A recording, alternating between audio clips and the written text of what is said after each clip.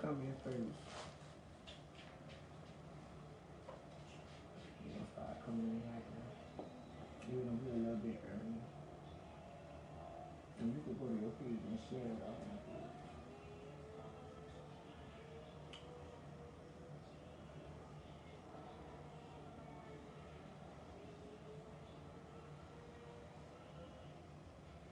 You see it? Yeah. Okay, yeah, share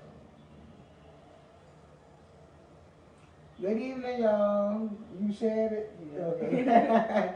Hey, y'all. This is the Pearl Show, and today I have Amari Alston. And the title of this segment is From the Classroom to Handcuffs. So I'm pretty sure y'all aware of the situation that happened yesterday with Amari Alston at Beach High School, how she was humiliated, how she was degraded, and how she was escorted out of class in handcuffs. So of course y'all know I had to get the story and see what was going on, why did that happen. So that's what I'm here with her for today. Anybody who's on this live, I'm pretty sure you're a parent, and I'm pretty sure you have children in school, and that's the last thing we think about when we're sending our child to school, is that they are going to be humiliated and degraded and taken out of the classroom in handcuffs. So if you could please share this video, if you could like this video, if you could tag a person with a child in high school, we're going to go ahead and get started. So Amari, tell me a little bit about yourself. How old are you? I've been going to beach since my 9th grade year. I'm a senior now. I'm 17. My birthday in March. I was cheering, but I stopped. But I'm on like the drill team, color guard. Okay. And you're 17, right? Okay. So tell me, how did this happen? What happened? Start from beginning to the end. We've been having this problem for a long time, like with the teachers period at beach, but it just got worse. And I was in class. This been going on since the school year started in October. This probably been going on since like September. So I was in class.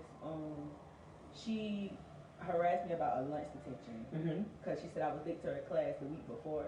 So she gave me a lunch detention, and she was like, "You didn't come." And I was like, I feel like why I shouldn't have to come to a lunch detention if administration already handled the situation. And she was like, well, I assigned your lunch detention, so you need to come. And I was like, I'm not coming if the administration already handled it. The principal already handled it, so why are you still trying to discipline me if the principal already disciplined me for being late? Then on top of that, I was 3 minutes late to class. So she was already mad about that. So I sat down at the desk and I was like, you harassed me about a lunch detention, but I have 17 zeros in the grade book. She was like, 17 zeros? Yes, 17 zeros. So she was like, we're not gonna talk about this right now. I said I'd get to it. I was like, Ms. LeClaire, you've been saying you're gonna get to it since September, and this is November. When you gonna get to it at this point? And you're a senior, correct? Yeah, and I'm saying like I'm a senior, so you playing with my grade is like playing with my diploma. I don't know if I'm gonna walk off stage or not because of your class. And that was your fear. Yeah. So, and I'm like, this class is over in December. There's no next semester, no none of that. This class is over with in December, so I have till December to be passing your class and pass your GMAT. So she was like I said, we're not gonna talk about it right now and this and that. She was getting loud. So I was like, Mr. Claire, why are you yelling? Like, I'm just talking to you. And then I was like, you mad at me about confronting you about my grades, but yet 37% of the senior class is passing. The other percentage is failing. That's way over 50. So a lot of people are failing her class as well? Yeah, you can walk in the hallways right now and ask someone, are you failing econ, Mr. Claire class? And 10 times out of 10, they're going to say no.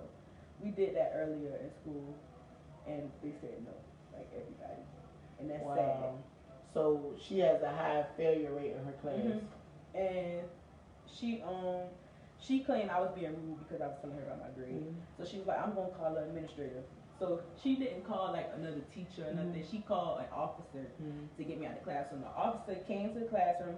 He was like, ma'am, you need to leave.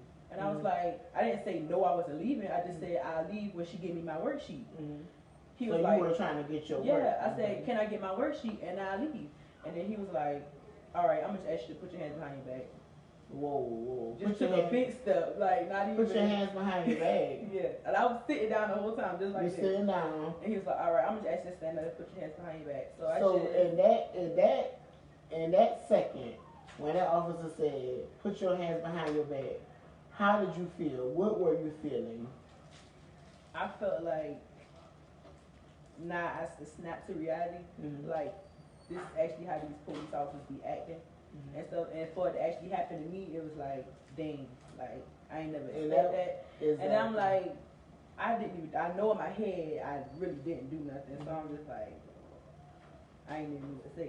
But I knew when he asked me to stand up and put my hands behind my back, that's what I did, because I'm not gonna argue with you and you an officer and add on to more charges than you claim you already gonna give me. Right, and that was the right thing to do. No put my hands behind my back and just let him do whatever. And he was like, as he was walking me down the hallway, he walked me through the whole school with handcuffs on, for one. Wow, so that was that's embarrassment. That was humiliating.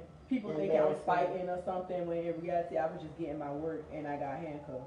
And he was like, he told the assistant principal, he was like, well, I feel like she was trying to show off because she stood up to put her hands behind her back. But like, you weren't resisting him. I was like, that's not trying to show off. That's doing what you asked me to do. Mm-hmm. You asked me to put my hands behind my back, so that's what I did. I'm not going to resist and add on to a charge. Right. And he wasn't a campus police officer. He was an actual officer. He was a Metro? Yes. Hold on. Now, I didn't know that. When we talked yesterday, I thought this was a Metro officer. Mm-hmm. So, did you think you were going to jail? You just didn't know? No, I never got any kind of trouble. I know. Like, I know what to do. I just know if a police asks me to do something, I'm going to do it, and whatever happens from that happens. So, of course, I got the video, and then that's when I contacted you and your mom. Mm-hmm. So, who did the recording for you? Who recorded it? My friend, once she heard that he was like, put your hands behind your back, she took my phone. My other friend had to unlock it, and she took pictures. And then once we got in the hallway, she recorded me walking and stuff. And come on, y'all. Now we have to do better. Why would y'all ask this young lady to put her hands behind her back when she was concerned about her grades? She's a senior in high school. In order for her to get scholarships, we all know she had to have A's and B's. You cannot get a scholarship with the C. Yeah. She was very worried about her work. I mean, I feel so, I don't know how I feel about this situation. This is so hurtful for me because I feel that I have been a senior in high school and I can only imagine getting handcuffed. Just being a senior. It is very stressful just being a senior. And I am proud of you because some people don't make it to their senior year. Some people drop out. And for you to have been there and just experience that. So tell me this. What were you exactly saying to her? I know you probably were compassionate about how you were feeling. So do you think it was your tone? No, I literally, I knew how it was going to go when I got in her class because it's just some tension she has when it comes to grades. And the grade book, I don't know. But I want to treat people how they treat me, and I treat people how I want to be treated. So I didn't come at her yelling. I didn't come at her fussing at her in front of the classroom. I simply asked her a question. I wasn't being sarcastic, no tone in my voice, no nothing. Like, it was literally just asking a question, and I just wanted to answer. So after you were walked in front of the entire student body by Metro Police, so there was SPD. So after you were walked in handcuffs, I saw you walking. You weren't really saying anything. You weren't being disrespectful. You were just calm. So where did they take you? They took me to his office. So he has an office inside the high school. Yeah. Okay. So what for him? Because he's the officer assigned to our school. Okay. So he asked me basically the same questions and stuff, and I told him, and he was asking me like all these questions, and I was just telling him, and then he was like, well, what do you have against me? And I was like, I don't have nothing against you, but you know that you're not supposed to handcuff me. I didn't do anything. And when my mom came she asked the other officer that was standing outside because they had all these officers like something was gonna happen. So they had an officer outside standing outside the door. I know they ain't called the police on that. Yeah, so y'all got to stop. Y'all, why you calling the police on this girl? She just wanted to know about her word. Girl, don't worry about it, because they couldn't light a candle next to you. She asked they couldn't light a candle next to her. She asked the other officer that was standing outside the door. She was like, "What's proper protocol?" Because I know that's not proper protocol. And she ended up telling her, and my mama brought those facts to the officer that handcuffed me. He had nothing to say about it. And you know, I spoke with Miss Tanya Phillips. That's her mom's name. And we had a real good conversation. Your mom really loved you. She expressed her concerns to me about how she was very, very hard on Amari. And she told me that she does not take C's, only A's and B's. Mr. Laurel, the assistant principal, he kept stressing to her, saying, well, you know, when I look at the grades, you know, Savannah Chatham Public School System, the board of education, passing is a 70. To get you to the next grade, a flat 70, that would get you to the next grade. My mama understand all that, but she don't want no 70. Yeah, she don't, and she because she feel like that's not passing. That's barely passing. That's barely getting by. You want to excel with anything you ever do in life. 80s or higher, and that's what I try to keep in all my classes.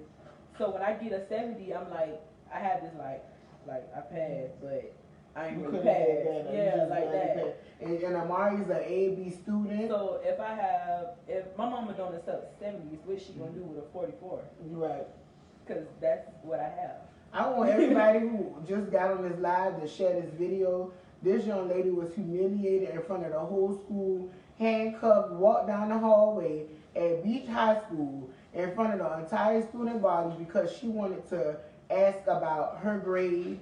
She was inquiring about her grade. She's a senior in high school. She's about to graduate next year. And y'all, this has to stop. We have to bring awareness to these type of issues in the African American community because that was not right at all. It didn't have to go that far. She wasn't a threat. She didn't pose a threat to anyone. She did not use profanity. She did not do any of those things. She will be traumatized for the rest of her life. She has never been to jail before. You don't put handcuffs on someone if you're not going to take them to jail.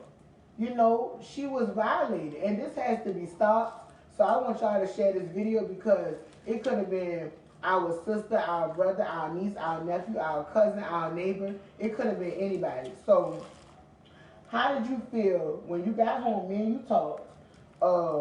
Did you go to school today? So what happened when you went to school today? Today, everything went good. Okay. Well.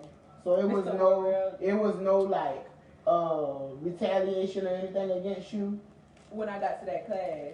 So it was a retaliation against you? Yeah, Mr. Worrell, he actually came to my second block class, because Mr. Class my last block. Okay. He came to my second block class. He never comes to that class. Who is he? He's the assistant principal. He's the assistant principal. That we talked to yesterday. He came to my class, and for him to come to that class, I knew he was coming just to see me and see what I was doing, but I wasn't doing nothing. So he just, opened the door, came, peeked for like 2 seconds, and then left. I guess to see if I was here. And then I went to my last block class. I went in there, we sat down, she gave out the worksheets and all that good stuff. Then she was like, everybody, I ain't say nothing. I was like, I had this mindset, I'm just not even about to say nothing to this lady. I'm just about to sit here, wait for this meeting to come at the end of the day with the principal and just leave it alone. So I'm sitting down, we sitting in the classroom, she passed out the work. Everybody else all of a sudden just come, Miss LeClaire, why my grades dropping? This and that. They looking at their power school on their phone. Miss LeClaire, my grade, this and that. Miss LeClaire, my grade. Now, they coming at her totally different than how I came at her. But she didn't handle the situation like she handled the situation for me. Do you think it's because maybe she had already been, she said she's overwhelmed. She's overwhelmed? That's what she said. She said she's overwhelmed. Why is she overwhelmed? She's been saying that since the first day of school that she's overwhelmed. I guess because she has personal issues outside of school, but I don't use that as an excuse because when we have a job to do. When we have personal issues outside of school as a student, we still have to come to school. We still have to do our work. We still gonna get marked absent. We still accountable for our work. No matter if you're sick, if a family member died, any of that, we still responsible for our own work. So you responsible to do your job. Right. I feel as if she want her work done on time, or if it's not done on time, you get points taken off. But yet our work not getting graded on time. You waiting months and months to grade our work. Wow. And stuff like that. So it's like. And so was this issue brought to awareness? I know your mama brought it to attention to the Board of Education. Do you know if any other parents did as well? No. And she said that's part of the problem. She said more parents need to start make awareness. Yes, parents, we need to speak up. We need to be involved in our children's education, from elementary to high school. Yeah, she always been involved. We have to be involved as parents. This is a bright young lady. I'm so glad that I got to sit with her because her head is really on straight. And for her to be handcuffed and embarrassed and humiliated and then go back to school the next day just shows me her strength, just shows me her drive, her determination, her dedication toward her education. And that's why I wanted to bring her on the show, because I'm a very emotional person, and if I had been handcuffed, I don't think I would have been to school the next day. I probably would have been at the lawyer's office. I came because I knew I ain't even had a choice at this point. And when you ready to graduate? When Thanksgiving break is next week for a whole week. Okay. After that, we have 1 week before we take that big test. The GMAT. We go to the next grade or not. So yeah. So after you went in today, tell me about the comment that was made. She she passed out the work and stuff. I guess the students was irritating her or overwhelming her, whatever she said, by asking about their grades as well. So she decided to take the whole front of the class, everybody that wasn't asking about their grades, she decided to take all those kids, put them in a different classroom, leave us 5 in the classroom. She took those kids in another classroom and went to go teach them separately and left us in the classroom by ourselves with the assistant teacher. And then she was like, y'all will be the dummies. That was her comment. Y'all will be the dummies. Who are y'all? Us 5 kids. It was me, a girl. So the one that asked about y'all grade. Okay. So you're a dummy because you asked about your grade. Yeah.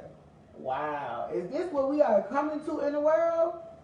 And she literally left, went to another classroom, and taught those kids and left us in here in the classroom. And the assistant teacher, she was actually trying to help us. Like, she was on our side. She was like, okay, y'all, we gonna get this work done, this, that, and the third. And I appreciate her for that. But it's like, she's the teacher. Like, she's the actual teacher for this class. She should be teaching everybody. You don't take more than half of the class to another classroom because you're irritated and then go teach them separately and then leave us in another classroom. That's just. And then you feel did you feel like it was some sort of isolation because of the situation that happened yesterday? She told one student, she was like, she's still overwhelmed from what happened yesterday. And I was like, how is she overwhelmed when she didn't even have to call an administrator in the first place? She chose to do all that. Yeah, you're right. So she called. Yeah, she caused all that herself because she chose to call an administrator and say I was being rude when she knew I wasn't being rude. She just wanted to, I guess, remove me because she thought I was the problem. Wow. And then today we had a meeting and I was told to pull up my grades. I pulled up my grades. We counted out all my zeros. The principal went into the grade book and counted out every student's zeros that they had, and each student had more than 10 zeros in the grade book. And the teacher didn't have anything to say about that. She was just, okay, Amari, we gonna get this work. So she got 4 worksheets for me to do and told me to do that, but that's still not counting the rest of the 13 zeros that I have in the grade book. So it's like, and she was like, well, are you doing the work? Yes, I'm doing the work. You know I'm doing the work. You're not great in the work. And see, I'm so proud of you for having that voice and standing up and using your First Amendment, your freedom of speech, and just being determined at a young age, because you don't let anyone run over you. You are very young, responsible. You're going to be an adult soon. You have to be able to handle things.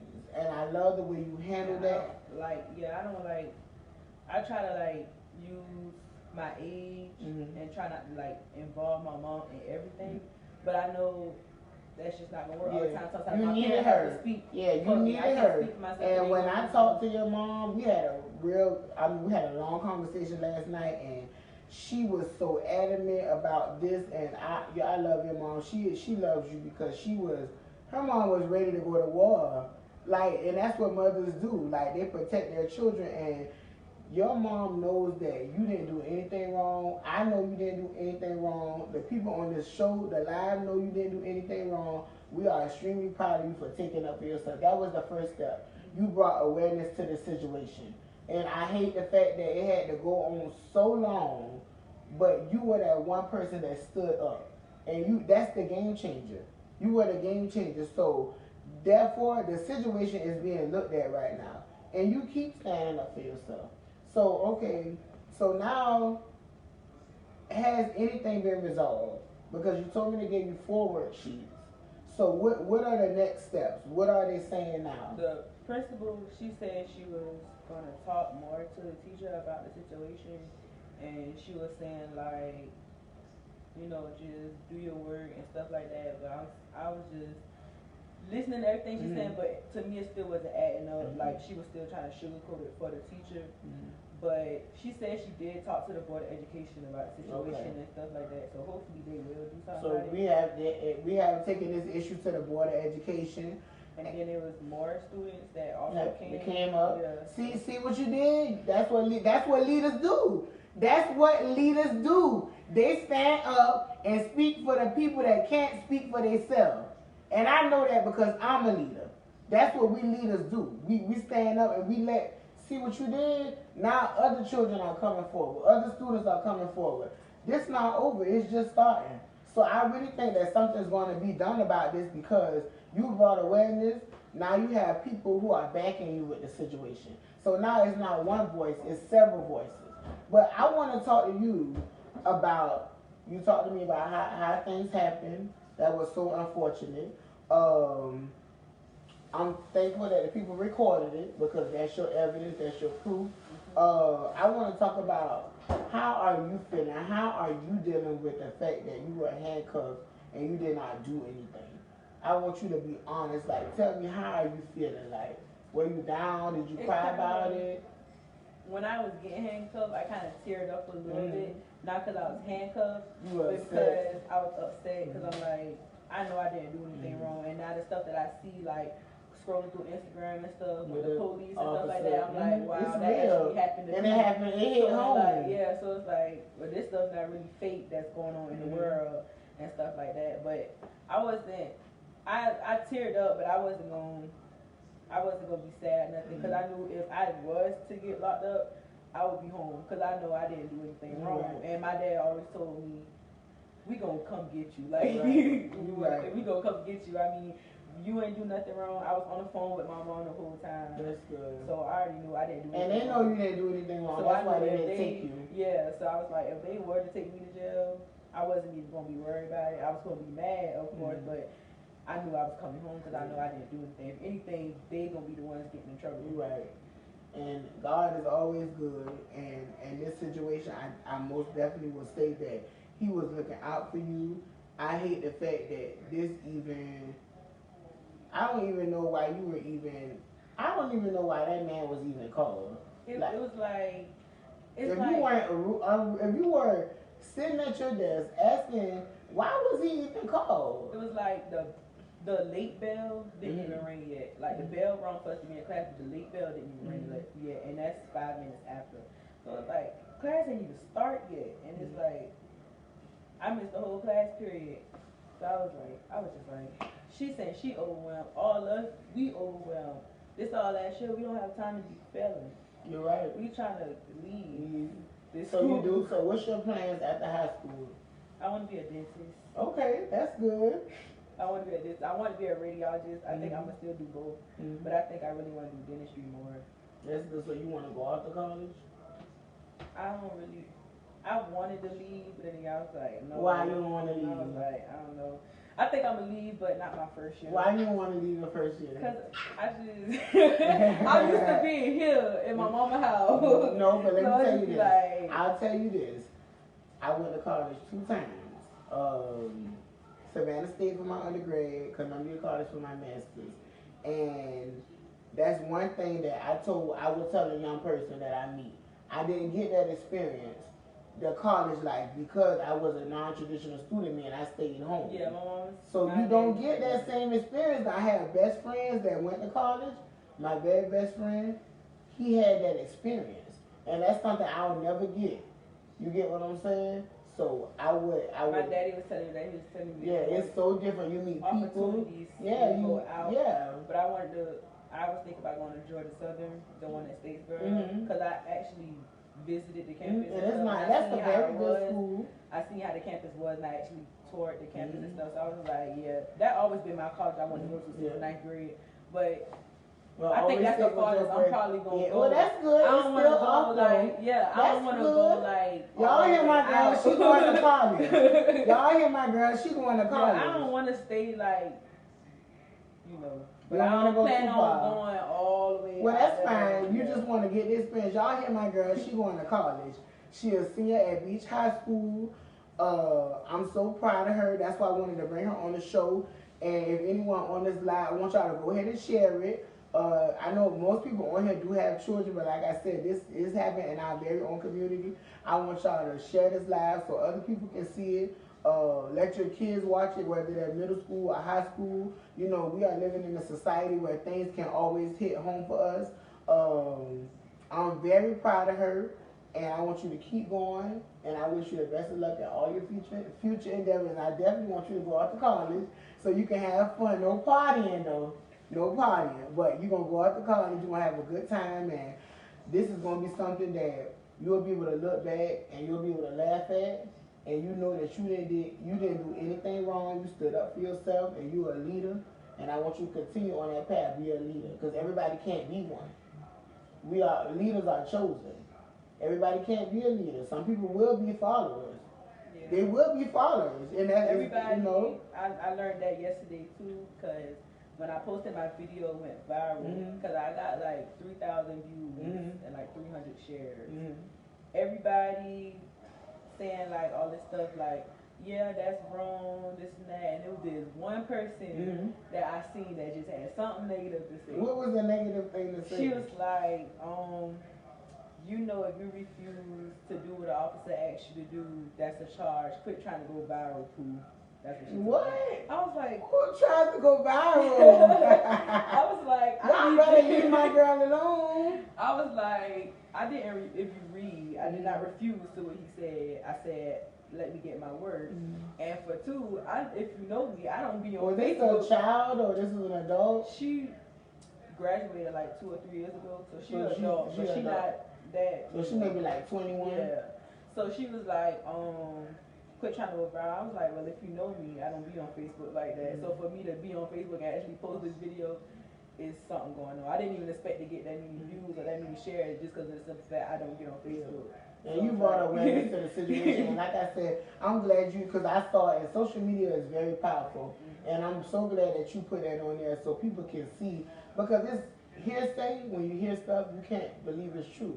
But when you see it with your own eyes, you know for a fact. And I'm glad that you posted that video on there. And it was just like, I was confused because I was like, I don't bother nobody. I know. And it's like, everybody has so much to say, but nobody was in that classroom with me. Only the people that's in that classroom with me should have anything to say.